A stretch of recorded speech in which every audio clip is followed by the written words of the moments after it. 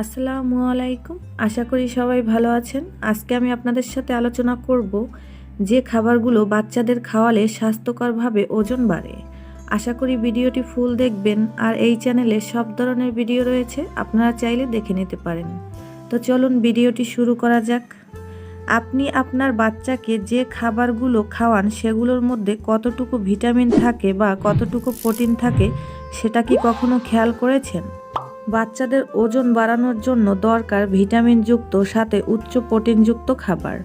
বাচ্চাদেরকে পেট ভর্তি খাবার খাওয়ালেই তাদের গ্রোথ হয় না, তাই পারলে অল্প পরিমাণে হলেও ভিটামিনযুক্ত প্রোটিনযুক্ত খাবার খাওয়ান। বাচ্চাদের ওজন বাড়াতে এই খাবারগুলোর বিশেষ প্রয়োজন। দুধ বা সাথে দুধ জাতীয় খাবার যেমন পনির, ঘি, পুডিং, পায়েস ইত্যাদি। এছাড়াও বাচ্চাদের ওজন বাড়াতে এইসব প্রোটিন জাতীয় খাদ্য খাওয়ানো উচিত। ডিম, সিমের বিচি, বাদাম ইত্যাদি। শর্করাযুক্ত খাদ্যগুলোর মধ্যে হলো আলু, রুটি, ভাত ইত্যাদি।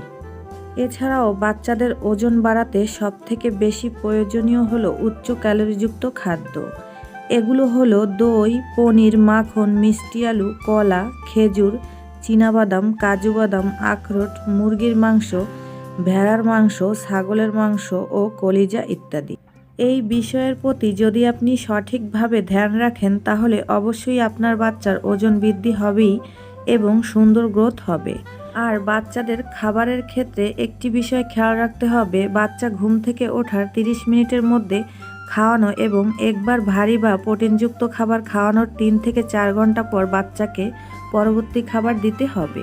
বাচ্চাদের স্বাস্থ্যকরভাবে ওজন বাড়াতে চাইলে অবশ্যই খাদ্য তালিকায় এই খাবারগুলো রাখতে হবে।